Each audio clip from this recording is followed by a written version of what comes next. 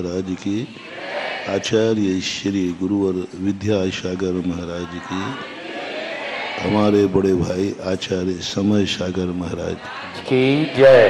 पूज्य निर्यापक स्वर्ण पूज्य सुधा सागर जी महाराज की जय। मुनि संघ की जय।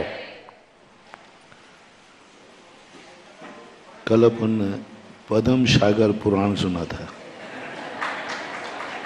आज अपन ने वीर सागर पुराण सुना।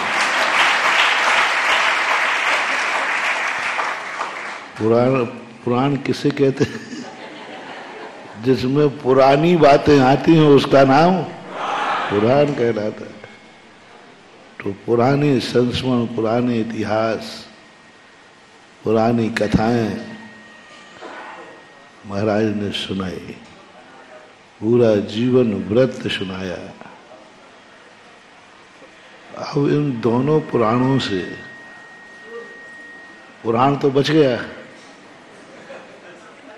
है, अब इन पुराणों से हमें शिक्षा क्या मिलती है, यह महत्वपूर्ण है। पुराण में जो कोई किसी की कथा लिखी रहती है, वह कथा उसके जीवन की होती है, लेकिन उस कथा को करने मात्र से, सुनने मात्र से जन्म जन्म के पातक क्षय हो जाते हैं। तुम संग कथा जगताम दुर्तानि हंति। जीवन महापुरुषों का होता है, उनकी जिंदगी की कई बार व्यथा होती है। महापुरुषों की जीवन की व्यथा भी उनके लिए व्यथा होती है, लेकिन महापुरुषों की व्यथा की चर्चा सुनना भी हमारे लिए कथा होती है। महापुरुषों के जीवन में जो घटित होता है वह एक व्यथा के रूप में सामने आता है, लेकिन जब वह अपने आप में कोई ऐसे पुरस्कार से भर जाती है कि वही व्यथा कथा बन जाती है।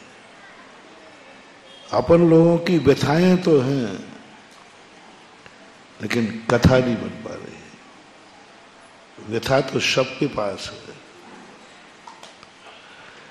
लेकिन व्यथा में कुछ ऐसी परिणति हो, व्यथा में कुछ ऐसी सुरभि हो कि वो हमारे लिए तो व्यथा रहे और जो सुने उसे कथा हो जाए। रामचंद्र जी के जीवन में जो कुछ घटित हुआ, सब वो व्यथा थी उनकी, लेकिन आज उनकी व्यथा को जब पुराण में पढ़ते हैं तो हम व्यथा मान के नहीं पढ़ते, कथा मान के पढ़ते। व्यथा पढ़ने से दुर्तानि हंति, दूर नहीं होता है। उस व्यथा में यदि तुम्हें कथा की अनुभूति हो जाए, उस व्यथा में कथा की अनुभूति हो जाए, तो वह कथा सुनने और करने मात्र से कर्मों की निर्जरा का कारण बन जाती है। ऋषभ देव को 13 महीने तक अंतराय आया, ये उनका अशुभ कर्म का उदय था। सुकौशल महाराज को शेरनी ने खाया, अशुभ कर्म का उदय था। सुकमाल को शारिणी ने खाया, अशुभ कर्म का उदय था। कोटि भट्ट राजा श्रीपाल को कोढ़ निकला, अशुभ कर्म का उदय था। विदेही की अग्नि में परीक्षा हुई, अशुभ कर्म का उदय था। नैना सुंदरी को कोड़ीपति मिला, कौन से कर्म का उदय? अशुभ कर्म का उदय। उनके अशुभ कर्मों में ऐसा क्या था, ऐसी क्या उपलब्धि हुई कि आज उनकी जिंदगी की व्यथा कथा बन गई और आज जिनवानी के रूप में वही व्यथा कथा के रूप में पूजी जा रही है। जिसमें वो व्यथा लिखी रहती है उसको हम नमस्कार कर रहे हैं। हमें नहीं लगता है कि वो व्यथा है, हमें तो लगता है कि हम कथा पढ़ रहे हैं। और जब कथा की अनुभूति हो जाती है, समझ लेना चाहिए कि अब तुम्हारे कर्मों में बहुत जल्दी शुभता आने वाली, शगुन होने वाला है, क्योंकि तुम्हें कथा की अनुभूति हो रही है, तुम्हें सौभाग्य की अनुभूति हो रही है, तुमने उसकी शिक्षा ली है। दोनों महाराजों ने जो कुछ भी सुनाया, यदि आपने उसको सुनने के बाद कुछ आनंद की अनुभूति हुई तो ये तुम्हारे लिए कथा बन गया और पुराण बन गया। कभी भी कोई महापुरुष की जिंदगी का कोई भी संस्मरण आ जाए, उसको संस्मरण नहीं कहना। संस्मरण तो स्मृति के लिए होता है। कोई भी संस्मरण सामने आता है, श्रोता को कथा लगना चाहिए। मैं संस्मरण नहीं सुन रहा हूं, मैं एक कथा सुन रहा हूं। संस्मरण तो मन बहलाने के लिए होता है, संस्मरण तो समय बिताने के लिए होता है। चलो कुछ संस्मरण सुनाओ। कई बार लोग पूछते हैं, महाराज कोई आचार्य जी का संस्मरण सुनाओ। मैं सुनाते ही नहीं। मैंने कि हमारे आचार्य श्री इतने छोटे नहीं थे कि उनके मैं संस्मरण सुनाऊं। हमारे आचार्य श्री इतने बड़े थे कि उनका हर संस्मरण कथा है, पुराण। और वो कथा की अनुभूति बनती है जब एक आनंद की उपलब्धि होती है। उपकार पाकर के हर व्यक्ति खुश हो जाता है। कल ही प्रसन्न था, कल ही तो था उपकार दिवस, है ना? कल था, कल ही बात कही थी। हमारे ऊपर उपकार हुआ है, हम खुश हैं। हमारे जीवन में कुछ भी हुआ है, बेटा पिता से खुश है क्योंकि उन्होंने जन्म दिया है, पाला है, बड़ा किया है। हमारे लिए बहुत कुछ उन्होंने किया है, इसलिए हम खुश, बेटा खुश है। भक्त खुश है क्योंकि भगवान से बहुत कुछ मिल जाता है, मिलते ही है। अपन सब भगवान से बहुत खुश रहते हैं क्योंकि भगवान से हमें सदा मिलता रहता है। अपन गुरुओं से खुश रहते हैं, और कुछ मिले या नहीं मिले, कम से कम आशीर्वाद तो मिल ही जाता है। इसलिए हाँ, बजा दो ताली बजा दो, क्योंकि हमें मिलता है ना। ये कोई नई बात नहीं है। सबसे बड़ी बात है, सबसे बड़ी बात है, जिसको मिला है उसको उतनी खुशी है कि नहीं, लेकिन जिसने दिया है वो आनंद से भर जाए तो वो दान होता है। कल कहा था ना, आहार लेने वाला खुश हो रहा है तो वो दान नहीं है, लेकिन आहार देने वाला खुश हो रहा है तो वह दान है। मैं कहा था ना कल, आप आहार पेट भरता है महाराज का, खुश कौन होता है? दाता खुश होता है। बस यही है धर्म की खूबी, यही है सबसे बड़ा धुनन शिल्प करस्पर्शान मूर्जा किमपेक्षते। यही से शुरू होती है धर्म की कहानी, यही से शुरू होती है व्यथा का कथा में परिवर्तित होना, कथा में परिवर्तित होना। कार्य किसमें हो रहा है और आनंद कौन मना रहा है? पेट महाराज का भर रहा है, और श्रावक नाच रहा है, उसके आनंद का पार नहीं, उसके आनंद का पार नहीं। महानुभाव, यह क्रिया मात्र एक उदाहरण रूप में तुम्हें समझा रहा हूं। इसी प्रकार अपनी जिंदगी में अपन उपकारों से भरे हैं। बिना उपकारों का किसी का जीवन नहीं है। कोई किसी से उपकृत है, कोई किसी से। बिना उपकार के जिंदगी चलती नहीं। अभ्यस्त विषातु श्रुतः और अनभ्यस्त विषयातु परतः, ये सूत्र है। अनभ्यास में हमें पर का आलम्बन लेना ही पड़ता है, तीर्थंकर भी क्यों ना हो। जितने भी तीर्थंकर भी क्यों, वे कुछ नहीं जानते, उनको भी सम्यक दर्शन पर निमित्त से ही होता है। तीर्थंकर जब मोक्ष मार्ग पर जाते हैं उनको कोई ज्ञान नहीं होता, कुछ भी नहीं जानते, मोक्ष है कि नहीं, सिद्ध भगवान है कि नहीं, रत्नत्रय क्या कहलाता है, आत्मा कैसी होती है, आत्मा का स्वरूप कैसा होता है, कुछ नहीं जानते तीर्थंकर, और मुनि दीक्षा ले लेते। कुछ नहीं जानते, आत्मा का किंचित मात्र भी स्वरूप तीर्थंकर को नहीं होता ज्ञान की अपेक्षा। आत्मा अरूपी है, वे मति सुत ज्ञान, अवध ज्ञान, मना पर ज्ञान है। वो अरूपी को कैसे जाने, जानते ही नहीं। तीर्थंकर हैं, हम लोग तो बहुत छोटे हैं। तीर्थंकर जब मुनि महाराज बनते हैं, वे आत्मा को कुछ नहीं जानते, नित्य कुछ नहीं जानते, शाश्वत कुछ नहीं जानते, मोक्ष कुछ नहीं जानते। सिद्ध भगवान वहां सिद्धालय में बैठे हैं, उनको पता ही नहीं, उनके ज्ञान का विषय नहीं है कि अनंत सिद्ध परमेश्वरी सिद्धालय में बैठे, क्योंकि वे अरूपी है। और फिर भी मोक्ष मार्ग पर चल पड़ते हैं,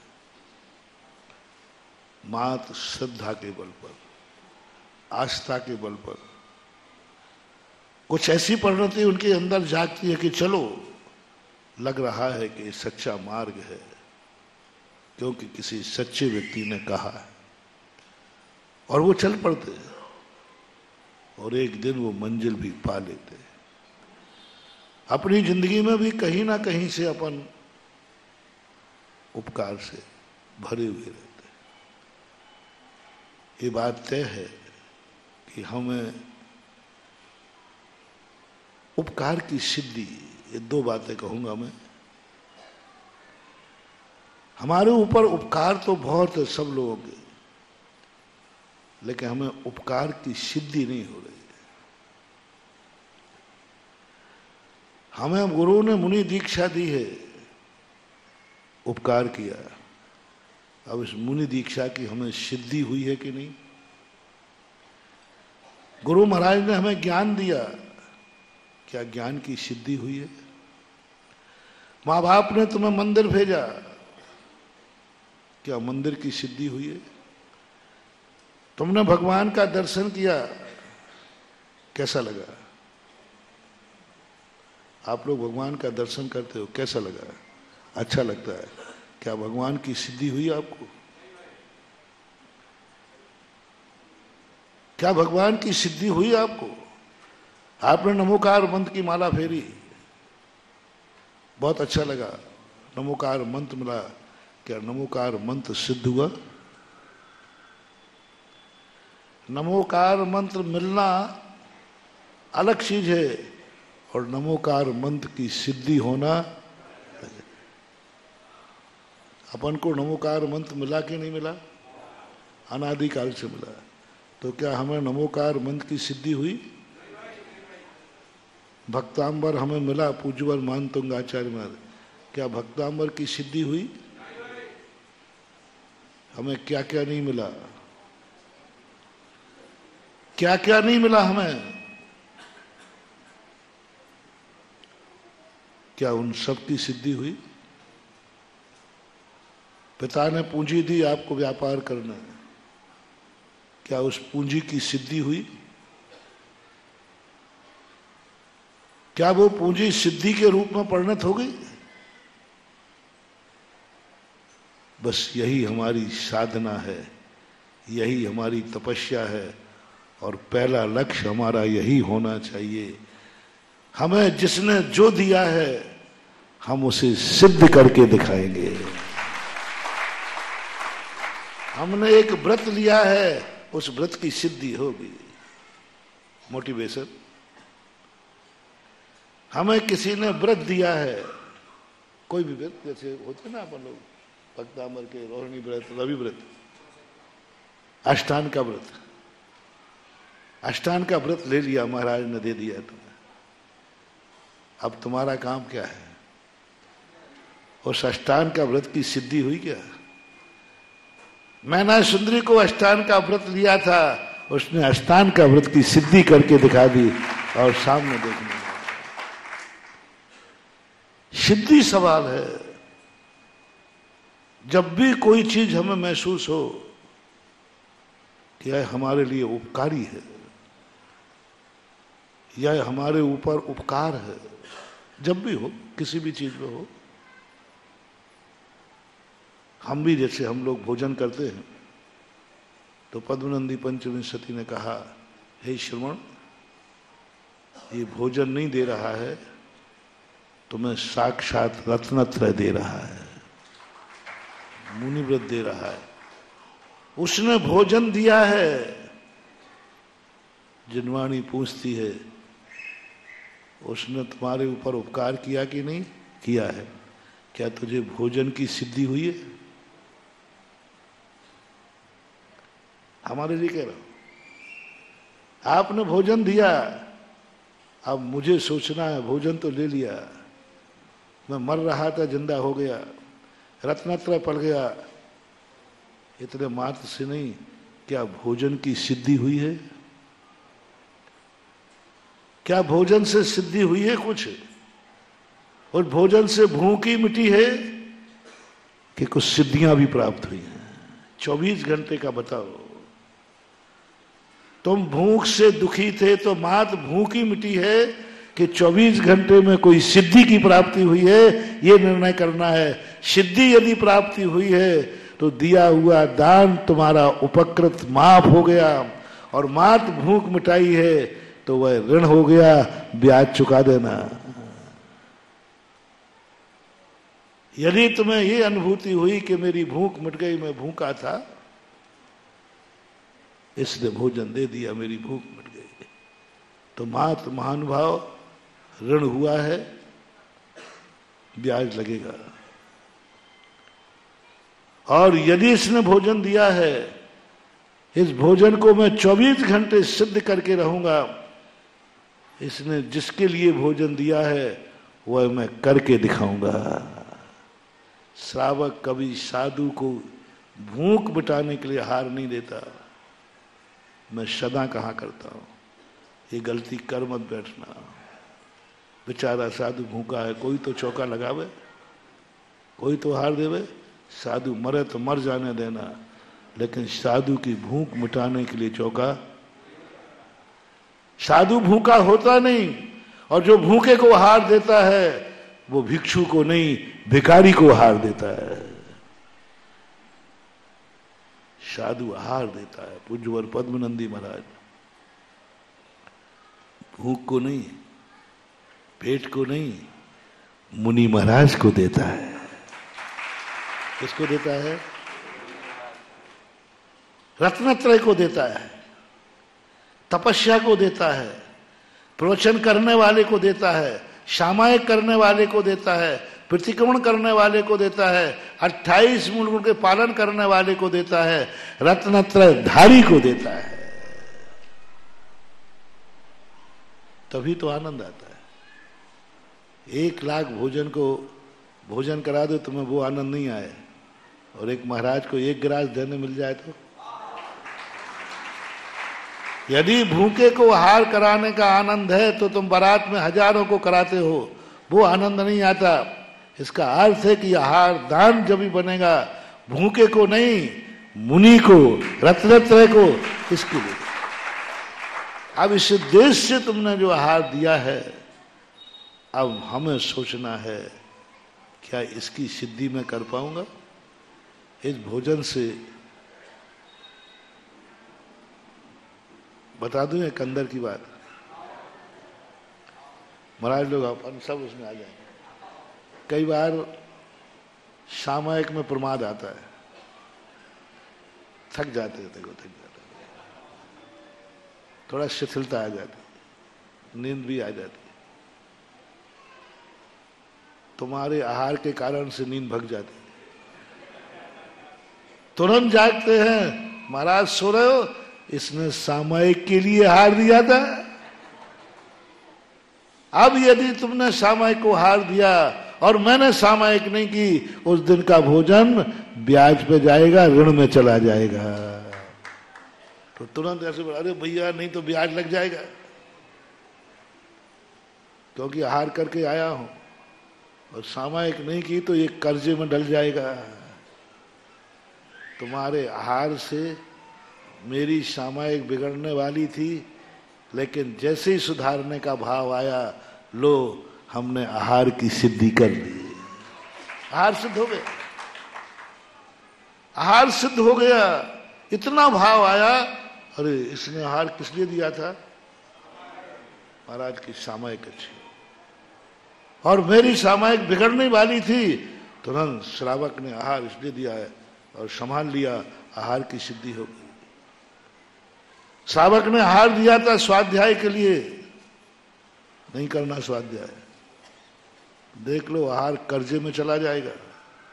नहीं नहीं कर्जा नहीं, कर्जा नहीं, स्वाध्याय का भाव नहीं हो रहा था, आहार की सिद्धि हो गई, हमने स्वाध्याय कर लिया। आहार लिया है इसलिए स्वाध्याय के लिए दिया, हमें स्वाध्याय करना पड़ेगा, ऐसा भाव आना, ये आहार की सिद्धि कहलाती है। किस उद्देश्य से दिया है, उस उद्देश्य को पूरा करो।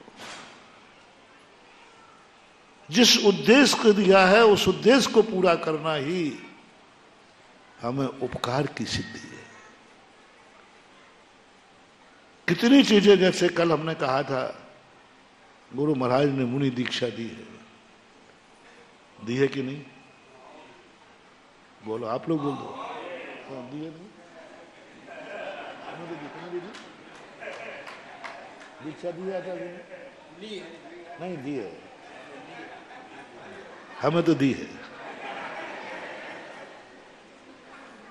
अब 24 घंटे हमें गुरु महाराज ने दीक्षा दी है, यह उनका उपकार है, लेकिन अभी हमारे पास ये मुनि दीक्षा कर्जे में है, हमें मुनि दीक्षा की सिद्धि करना है।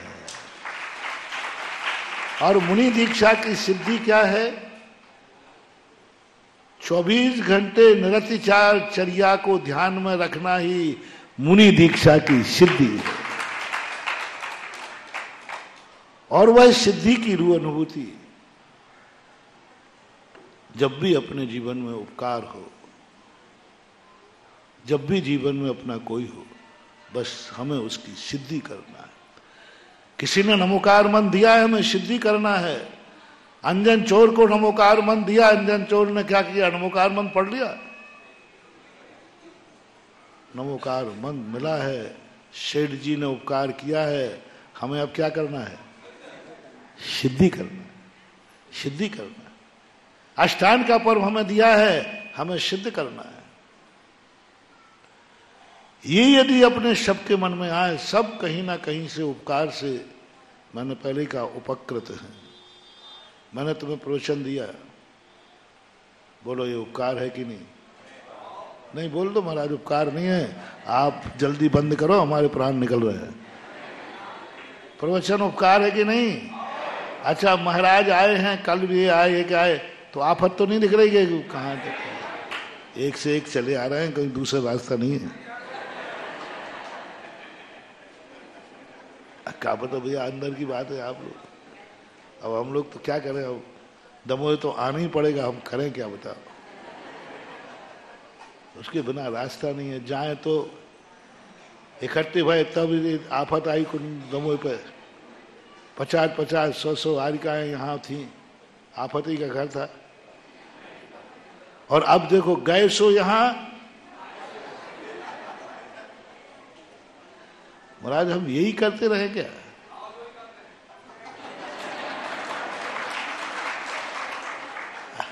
और आना पड़ेगा, तुम नहीं बुलाओगे तो भी हमें दमोह तो आना पड़ेगा। अब रास्ते ही वो ये क्या रहे क्या? कुछ पुण्यवान ऐसे जीव होते हैं कि उनको बुलाना नहीं पड़ता, अपने आप। हाँ बेटा, एक कुंडलपुर के बड़े बाबा का उपकार है।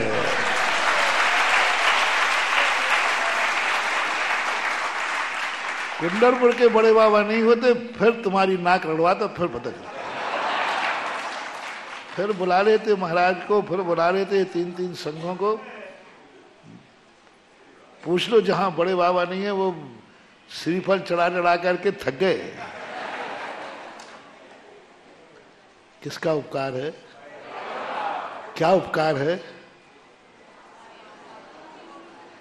बड़े बाबा का क्या उपकार है कि साधु आते जाते दमोह को अपने आप मिलते हैं, साधु अपने आप मिलते हैं। ये उपकार किसका है? अब इन साधुओं को सिद्ध करना तुम्हारा काम है।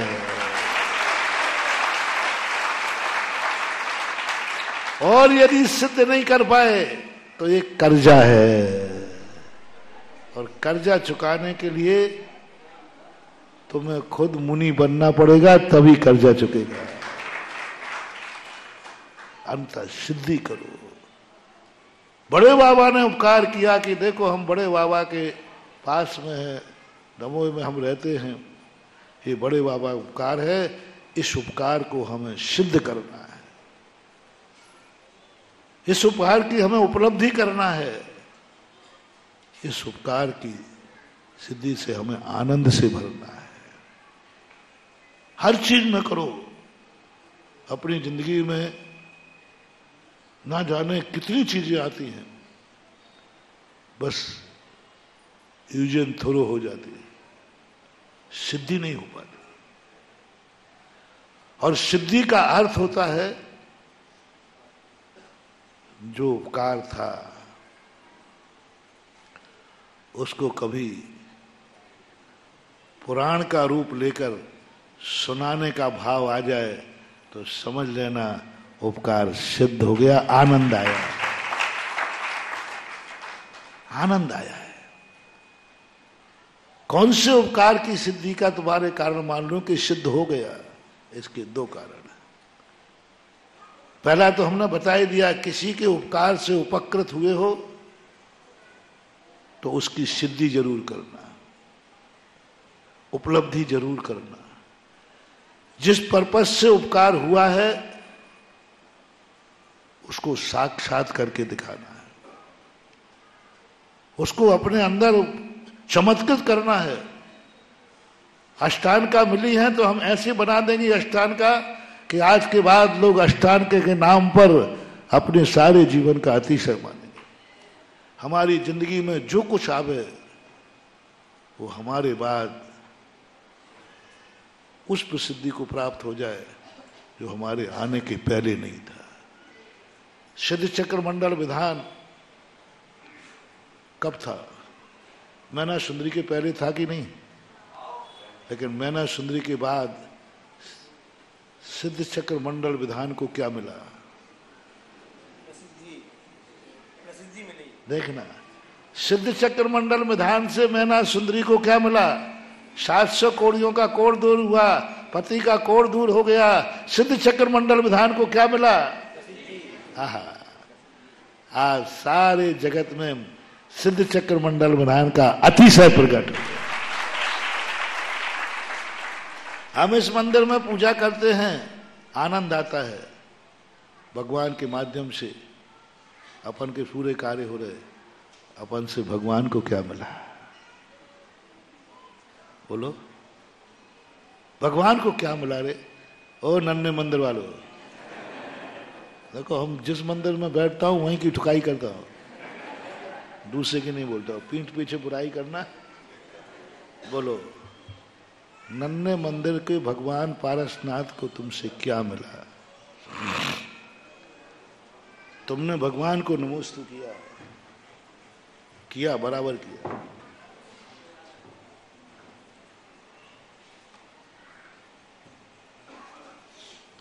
उन्होंने हमें आशीर्वाद दिया। नमोस्तु करने से हमें क्या मिला अपन सबको मालूम। बहु क्या नहीं मिलता है, बस इतना सा बता दो, भगवान को आशीर्वाद देने से उनको क्या मिला, क्या मिला। गुरु ने अपन को दीक्षा दी, अपन धन्य हो गए, पक्का है। हम सब लोग उनके बहुत कृतज्ञ हैं। बस इतना सा पूछ रहा हूं, आचार्य श्री को क्या मिला? एक बार बही खाता ये भी जमा ले। अपन ने अपने बही खाता तो जमा लिए, हमें ये मिला, हमें ये मिला, हमें ये मिला, हमें ये मिला, हमें ये मिला। एक कलम वो भी लिख दो कि मेरे से उपकारी को क्या मिला, मेरे से इस नमोकार मंत्र को क्या मिला। माला फेरना, माला रखने के पहले बहुत बड़ा मोटिवेशन दे रहा हूं महानुभाव। अंजन चोर ने कहा मुझे सेठ ने उपकार किया, मैं कभी इस मंत्र को नहीं जानता था। अंजन चोर ने कहा कि नमोकार मंत्र मुझे मिला, उसने तुरंत किया, मैं भी नमोकार मंत्र को कुछ दे के रहूंगा, और दिया। आज नमोकार मंत्र उसके बाद में प्रसिद्ध हो गया। कोई व्रत करते हैं हम, क्या व्रत हमें पाके धन्य हुआ है? हम तो धन्य हो गए व्रत लेकर के, क्या व्रत हमें पाकर धन्य हुआ है? हम मुनि बनकर धन्य हो गए, क्या हमें पाकर ये मुनि पद धन्य हुआ है? होता है, धन्य होता है। जितनी कथाएं किनी, आराधना कथा को में जितनी कथाएं लिखी, उन्हीं की व्यथा कथा बनी है, जिनकी व्यथा से वह कथा धन्य हो गई। कथा धन्य हुई। जितनी कथाएं, सुगंध दशमी कथा, सुगंध दशमी कथा इसलिए नहीं महान हो गई कि उसने दुर्गंधा का दुख दूर किया था। सुगंध दशमी कथा इसलिए कथा बन गई कि वह कथा उसके बाद जगत में प्रसिद्ध हो गई। आज सुगंध दशमी कथा को जब कोई पढ़ता है, व्रत करता है, कौन सी कथा पढ़ते हैं? व्यथा, जिससे हमारी व्यथाएं दूर हुई हैं। क्या उस व्यथा से, उस कथा को, उस व्रत को कुछ उपलब्धि हासिल हुई है? क्या वह व्रत कहेगा कि जब से इन्होंने ये व्रत किया है हम धन्य हो गए? शांतिनाथ भगवान की स्तुति में पूज्यवर समंतभद्र महाराज ने यही बात कही। गजब की स्तुति है शांतिनाथ भगवान, गजब की स्तुति। उन्होंने कहा भगवान क्या माया है, दुनिया पर पृथ्वी पर जन्म लेते हैं तो वह धन्य हो जाता है, लेकिन आप कैसे महात्मा थे, जिस पृथ्वी पर धन्य हुआ वो पृथ्वी धन्य हो गई, जन्म लिया। हमारे लिए पृथ्वी मिल गई, जमीन मिल गई, हम धन्य हैं, हमारे पास 2 प्लाट हो गए। लेकिन आप कैसे हैं कि आपको पाकर पृथ्वी धन्य हो गई? दुनिया माँ बाप को पाकर धन्य होता है, लेकिन भगवान आप कैसे थे कि आपको पाकर माँ बाप धन्य हो गए? बोलो, तीर्थंकर को पाकर के बेटा बाप को पाकर माँ को पाकर धन्य होता है, ये तो अपन सब जानते हैं। अरे हमारे मम्मी पापा बहुत अच्छे हैं, हम धन्य हैं। लेकिन तीर्थंकर के जन्म पर समंतभद्र महाराज क्या कहते हैं? भगवान आप माता पिता को पाकर धन्य हुए मुझे पता नहीं है, लेकिन मम्मी पापा डंडोरा पीट रहे हैं, हम ऐसे पापा को पाकर, ऐसे बेटे को पाकर धन्य। राजगद्दी जिनको मिलती है वे धन्य हो जाते हैं। हाँ, क्या जब राजगद्दी मिलती है तो आहा, सुन रहे हो ना दुर्योधनो? अरे फूला नहीं समाता, गद्दी, प्रधानमंत्री का शपथ समारोह हुआ, राजगद्दी मिलते ही बिल्कुल एक अलग स्पंदन होता है। ओह, इसी के लिए तो जी रहा था। राजगद्दी पाकर धन्य तो दुनिया होते हैं, मूर्ख होते हैं, दुर्योधन होते हैं, लेकिन प्रभु आपकी क्या माया है, आपको पाकर राजगद्दी धन्य हो गई, राज्य धन्य हो गया। दुनिया मुनि दीक्षा लेकर धन्य होती है, दुनिया धर्म को पाकर धन्य होता है। हे शांतिनाथ भगवान, आप मुनि दीक्षा लेकर धन्य नहीं हुए हैं, आपने मुनि दीक्षा लेकर मुनि पद धन्य हो गया है, धर्म धन्य हो गया है। धर्म पाकर के तुम धन्य नहीं हुए हो, धर्म आपको पाकर धन्य हो गया। मुझे ऐसी आत्मा, केवल ज्ञान की बात कही उन्होंने, केवल ज्ञान पाकर आप धन्य नहीं हुए हैं, केवल ज्ञान आपको पाकर धन्य हुआ। अंत में परम समाधि को आप प्राप्त हुए हैं, परम समाधि पाकर आप धन्य नहीं हुए हैं, परम समाधि धन्य हो गई है। और उस परम समाधि को मैंने धोई कि मुझे ऐसे महान, और अंत में उन्होंने मोक्ष की बात कही, आप मोक्ष पाकर धन्य हुए हैं, ये तो मैं नहीं कह सकता हूं, लेकिन मोक्ष आपको पाकर के धन्य हो गए। बस ये जो अनुभूति पूज्यवर समंतबद्ध महाराज का ये खोज थी, और कहीं हमें देखने में नहीं आया। सबसे पहले पूज्यवर समंतबद्ध महाराज ने ये खोजी, और ये खोज करके हमें सबको दिया कि तुम अपनी जिंदगी में क्या तुम दाता धन्य हुआ है, क्या उसको आनंद की अनुभूति हुई है। जो कल कहा था, हम गुरु से दीक्षा पाकर सौभाग्य को प्राप्त हुए हैं, क्या गुरु को भी लगा है इस शिष्य को दीक्षा देकर हम सौभाग्य को प्राप्त हुए। ये अनुभूति यदि हमारे जीवन में आ गई तो बस हमारे लिए सिद्धियां चालू हो गई। और ये अनुभूति हमें आई है कि नहीं, ये सिद्धियां हमें हुई हैं कि नहीं, इसका प्रत्यक्ष पुराण है पद्म सागर पुराण और वीर सागर पुराण। इन दोनों पुराणों की कथा बता रही है, ऐसी कथा बता रही है कि इन उपकारों की इन्होंने सिद्धि कर ली है। बिना सिद्धि के महिमा नहीं निकलती, बिना उपलब्धि के महिमा नहीं निकलती, बिना उपलब्धि के पुराण नहीं बनता। और वो उपलब्धि जब हो जाती व्यक्ति को तो उसके मुख से पूजा निकलती है, उसके मुख से भक्ति निकलती है, उसके मुख से गुणानुवाद निकलता है, उसके मुख से गुणस्तोकम सदुल्लंग तद बहुत कथा स्थिति, जिसने भगवान को सिद्ध कर लिया है,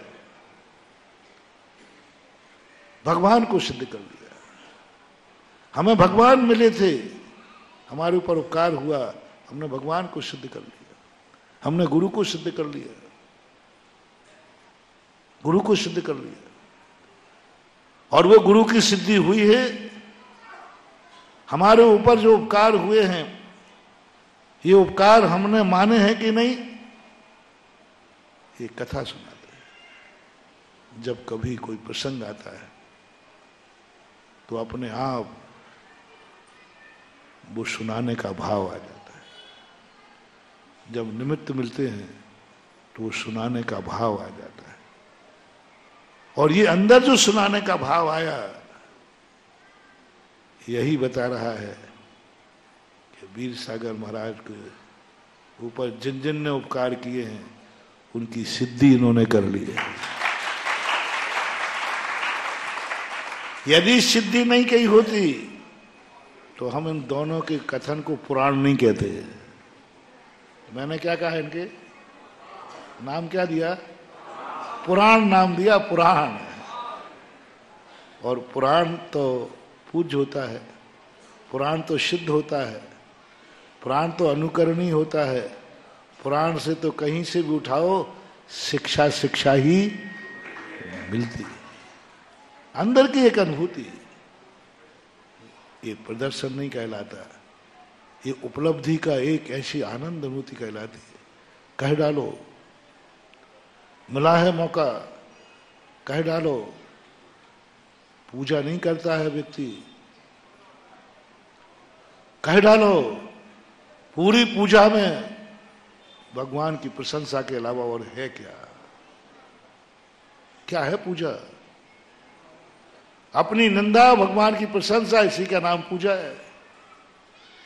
क्या भाव आता है? कौन बैठा है सामने? कह डालो जितना कह सको। एक पूजा, दो पूजा, पूजा में क्या क्या। और यदि आदिनाथ भगवान की पूजा पढ़ो तो पुरानी वाली, क्या आलोचना की है अपने आप की, क्या अकिंचित कर माना अपने आप को, और क्या आदिनाथ की प्रशंसा की है। यही सच्ची भक्ति, सच्ची पूजा, यही गुणानुराग कहो, यही कृतज्ञता कहो, यही कृतज्ञता करो, और यही उपकार की सिद्धि हो जाएगी। अब हमारे लिए वह जो उपकार की सिद्धि होगी, हम सफल क्यों नहीं होंगे? सफलता का कारण गुरु महाराज ने मुझे दीक्षा दी है। अब हमें मुनि दीक्षा की सिद्धि करना है, आशीर्वाद को सिद्ध करना है। हमारे आशीर्वाद में सिद्धि हो जाए।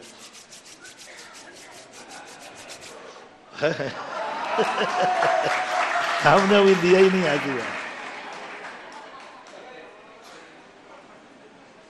मुनि दीक्षा के सिद्धि करो। हम आशीर्वाद देने के पहले सोचे कि मुझे कभी आशीर्वाद मिला है कि नहीं, मुझे कभी आशीर्वाद मिला है कि नहीं। आशीर्वाद देने का शौक तो सबको होता है। पहले बताओ, आशीर्वाद कभी मिला है कि नहीं? हमें बताओ भाई, मिला है कि नहीं? हमें आशीर्वाद मिला है? रामटेक में देखा है, कुंडलपुर में देखा है, मुझे मिला है कि नहीं? सबसे गवाह भरवा लिया। अब यदि मुझे अनुभूति हो जाए कि मुझे गुरु का आशीर्वाद मिला है, और मैंने स्पष्ट कहा जब गुरु से जो मिलता है उस आशीर्वाद को हमें सिद्ध करना है, और उन्होंने जिस भावना से आशीर्वाद दिया उसको हमने पूरा कर दिया, मेरे आशीर्वाद में आशीर्वाद आएगा, 100 बार आएगा। क्योंकि मुझे आशीर्वाद की सिद्धि है, इसकी सिद्धि नहीं। गुरु ने जो आशीर्वाद दिया है उसको मैंने सिद्ध कर लिया, और जब गुरु के आशीर्वाद को जिसने सिद्ध कर लिया, अब वो जहां भी हाथ उठाएगा वहां सिद्धि ही सिद्धियां टपकेंगी। मोटिवेशन, हम इस आशीर्वाद में अतिशय चाहते हैं, हम इस आशीर्वाद को चमत्कार बनाना चाहते हैं, हम इस आशीर्वाद में चाहते हैं कि मेरे आशीर्वाद में चमत्कार हो, मेरे आशीर्वाद में सिद्धि हो। कभी नहीं होगी महानुभाव। गुरु के आशीर्वाद को यदि तुमने सिद्ध किया है तो इस आशीर्वाद की सिद्धि करने की जरूरत ही नहीं है, ये तो सिद्ध हो जाएगा। गुरु का आशीर्वाद सिद्ध करना है। क्या तुम्हें अनुभव में आ रहा है कि तुम्हारी जिंदगी में गुरु का आशीर्वाद सिद्ध हो गया है? वो पॉइंट पकड़ो। कब कब आशीर्वाद दिए गुरु ने, कितने दिए, उनकी उपलब्धि कितनी है, उसकी सिद्धियां कितनी है? क्या वो आशीर्वाद सिद्धि का कारण बना? क्या आज वो आशीर्वाद कह सकता है हम उसको, आज वो आशीर्वाद सारी दुनिया में प्रसिद्ध हो गया, देखो इनको आशीर्वाद मिला था, इस आशीर्वाद की ये महिमा है।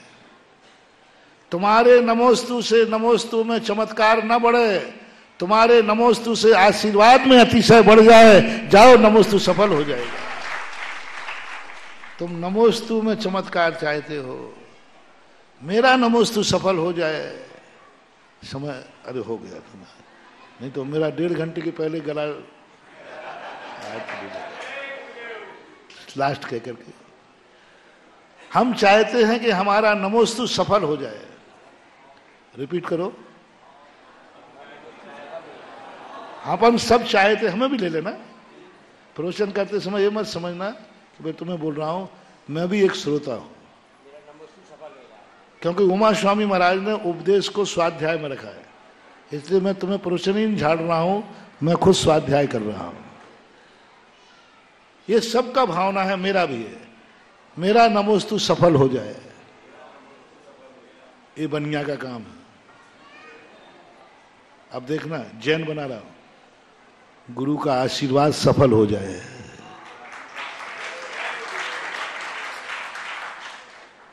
मेरा नमोस्तु सफल हो जाए नहीं, मेरी इच्छा पूरी हो जाए नहीं, गुरु का आशीर्वाद सफल हो जाए, गुरु की इच्छा पूरी हो जाए, ये जैन का है, ये जैन धर्म। मेरा नमोस्तु सफल हो जाए, मेरी इच्छाएं सफल हो जाए, ये तो अपन सब भावना भाते हैं। कभी ऐसा करना कि गुरु का आशीर्वाद सफल हो, गुरु की इच्छा पूरी हो, भगवान का आशीर्वाद सफल हो, भगवान की इच्छा पूरी हो, नमोकार मंत्र सफल हो, नमोकार मंत्र की इच्छा पूरी हो, प्रवचन की सिद्धि हो, प्रवचन सफल हो। सब में ये मान लेना, समझ लेना, हमें उसकी सिद्धि हो गई, समय हो गया। इतने महावीर भगवान की